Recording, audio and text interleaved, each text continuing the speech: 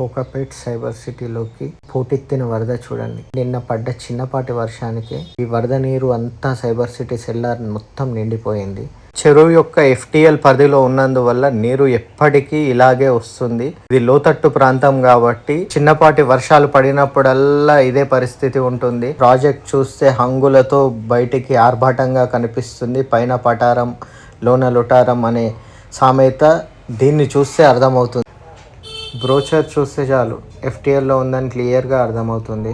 Cyber city అధికారిని ఇక్కడ నీరు మరలించడానికి ఎందుకు ప్రయత్నిస్తున్నారు అని అడగగా, రాత్రి పడిన వర్షం వల్ల సెల్లార్ మొత్తం పూర్తిగా నిండిపోయింది. ఏం చేయాలో అర్థం కాక దారి మరలించే ప్రయత్నం చేశాము. అతని నోటితోని అతనే చిన్న వర్షానికే సెల్లార్ నిండిపోయింది అని చెప్తుంటే, ఫ్యూచర్లో ఎప్పుడు వర్షం పడినా రింగ్ రోడ్ దగ్గర నీరు బ్లాక్ అయితే సీదా సైబర్ సిటీ సెల్లార్లోకి నీళ్లు వెళ్ళడం ఖాయం. కోకాపేట్ సైబర్ సిటీ వెస్ట్ బ్రూక్లో కొన్నవారు కొనేవారు ఒక్కసారి పునః పరిశీలన చేసుకోండి.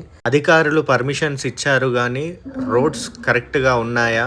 నీళ్లు FTLలో ఉంది కాబట్టి ఆగుతున్నాయి. ఒక్కసారి స్వయంగా విజిట్ చేసి పరిశీలిస్తే చాలా విషయాలు లోపాలు అనేది బయటపడతాయి.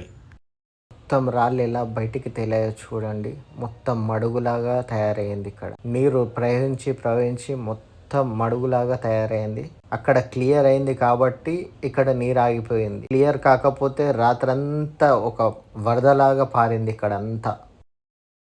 సైబర్ సిటీ వాళ్ళు మినీ ఇటాచీతో నీళ్లు మరలించడానికి చేస్తున్న ప్రయత్నం చూడండి.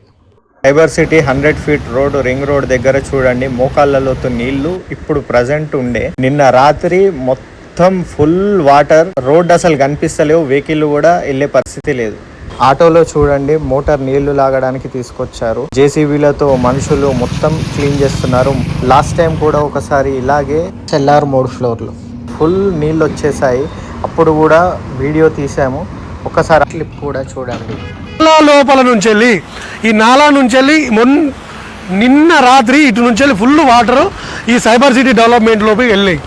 ఈ సైబర్ సిటీ డెవలప్మెంట్లోకి వెళ్ళి ఫుల్ జామ్ అయినాయి. 3 ఫ్లోర్లు సెల్లార్ పార్కింగ్ ఏదైతే సెల్లార్ ఉంటుందో 3 ఫ్లోర్లు పైన జామ్ అయింది. వాళ్ళు మోటార్లు పెట్టి తీయడం జరుగుతుంది.